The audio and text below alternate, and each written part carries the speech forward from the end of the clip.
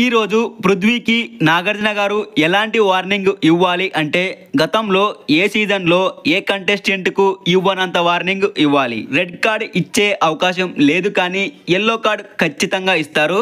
ఒకవేళ నాగార్జున గారు అంటే బిగ్ బాస్ టీం పృథ్వీకి అంతంత మాత్రాన వార్నింగ్ ఇస్తే మాత్రం ఈ సీజన్లో కావచ్చు, వచ్చే సీజన్లలో కావచ్చు, కంటెస్టెంట్లు మితిమీరిన మిస్టేక్స్ చేస్తే అంతే స్థాయిలో బిగ్ బాస్ నుండి వార్నింగ్ ఉంటుంది అని ఇకపై ఎక్స్పెక్టేషన్స్ పెట్టుకోకూడదు. ఈరోజు పృథ్వీకి ఖచ్చితంగా చాలా చాలా సీరియస్ వార్నింగ్ ఉండాలి, లేదంటే హౌస్లోని కంటెస్టెంట్లకు చాలా ప్రమాదం. పృథ్వీ ఆడిన ఆట తీరును చూస్తే వాళ్లకు ఏదైనా జరగొచ్చు అనిపిస్తుంది. చాలా వరస్ట్గా, రూడ్గా, ఫిజికల్గా గేమ్ ఆడాడు.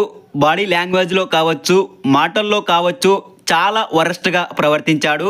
ఫిజికల్ టాస్కే అయినప్పటికీ కూడా ఎంతవరకు ఫిజికల్ అవ్వాలో అంతవరకే అవ్వాలి, అదేం యుద్ధం కాదు.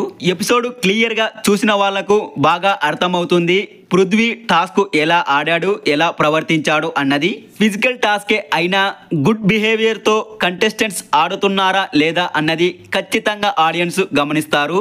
అలాగే నిఖిల్కు, విష్ణుప్రియకు, సీతాకు, అభయ్కు వీళ్ళకు కూడా వార్నింగ్ ఉండాలి. ఖచ్చితంగా వార్నింగ్ ఉంటుంది. మరి మీకు ఈ సీజన్లో నచ్చని కంటెస్టెంట్ ఎవరో కామెంట్ చేయండి.